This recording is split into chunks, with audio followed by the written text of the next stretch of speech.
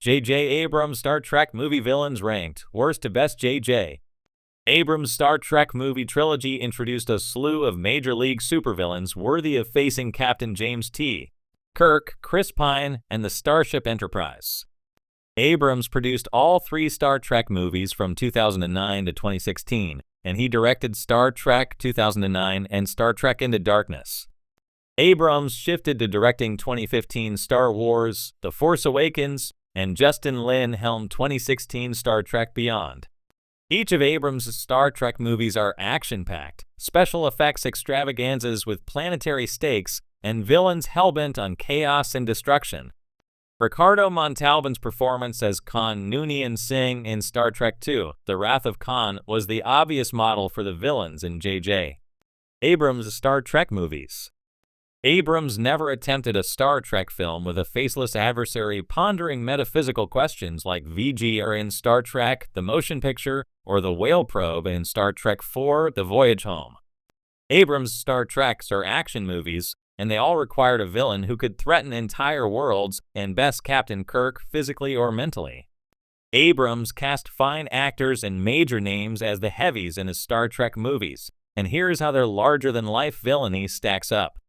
Idris Elba played the frightening Krall in Star Trek Beyond. Krall is the most alien of the villains in J.J.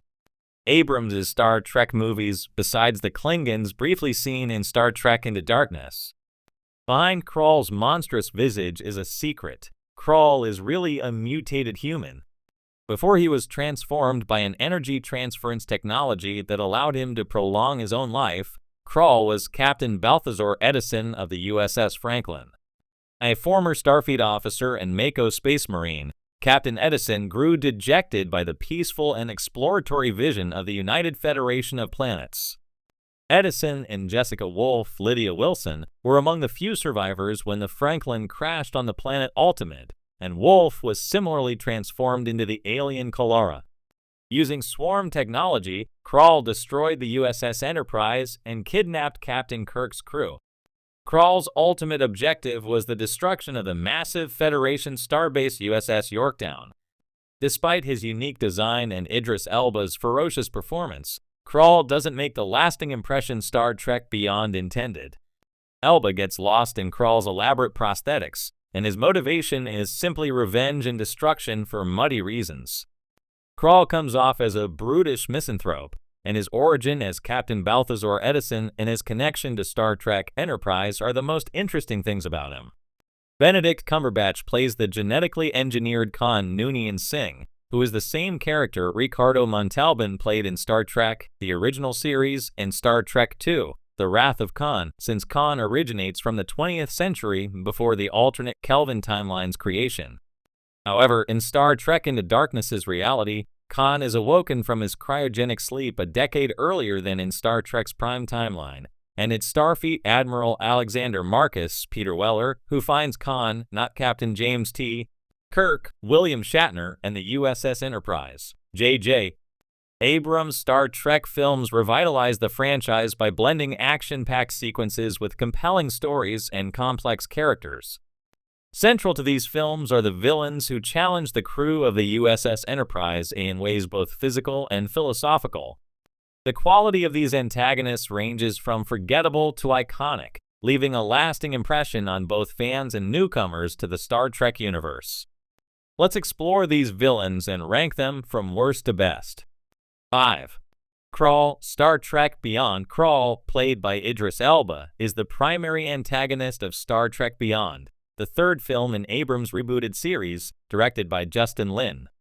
His backstory is that he was once a Starfleet officer named Balthazar Edison, who became embittered after being stranded on a distant planet for over a century.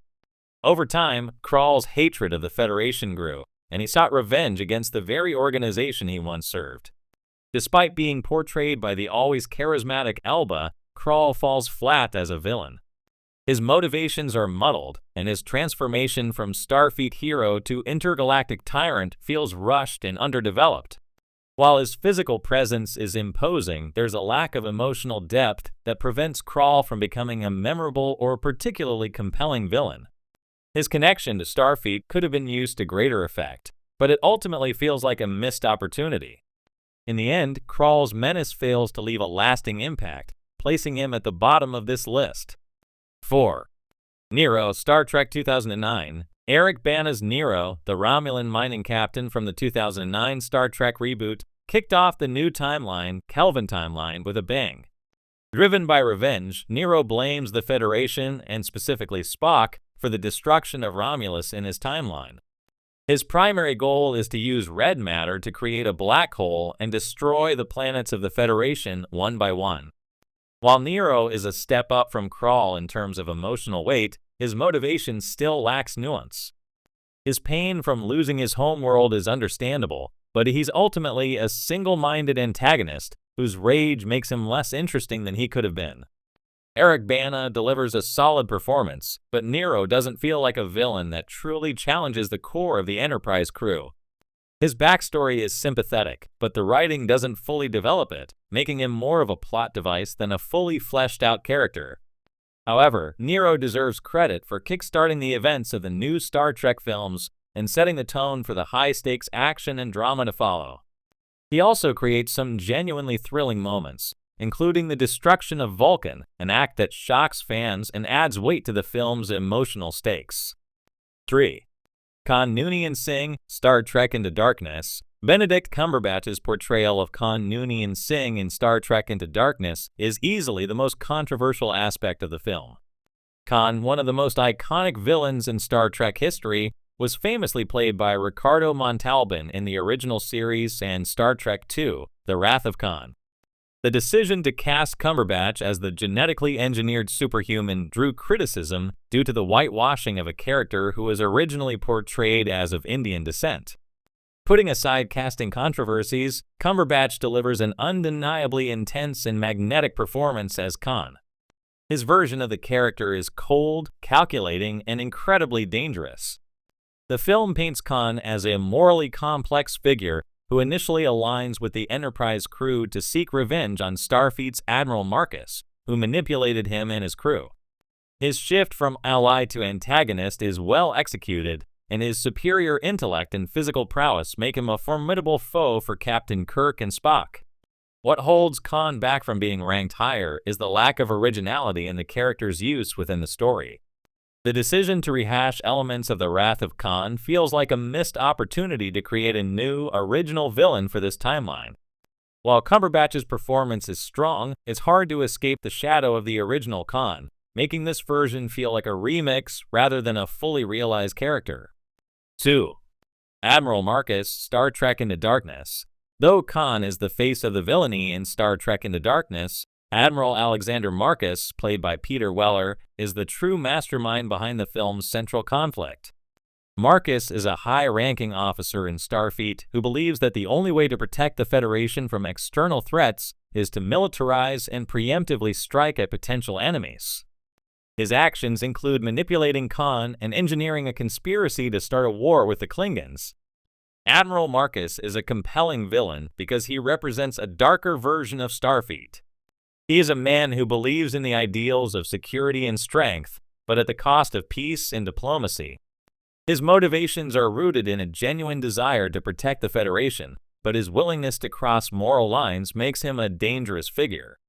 Weller's portrayal of Marcus is menacing without being overtly evil, which makes him a much more complex and realistic antagonist than the more bombastic villains like Nero or Krall. What makes Admiral Marcus especially interesting is that his villainy is ideological. He's not driven by personal revenge or megalomania, but by a cold, pragmatic view of the galaxy. His actions force Captain Kirk and the Enterprise crew to question the very ideals that Starfleet stands for.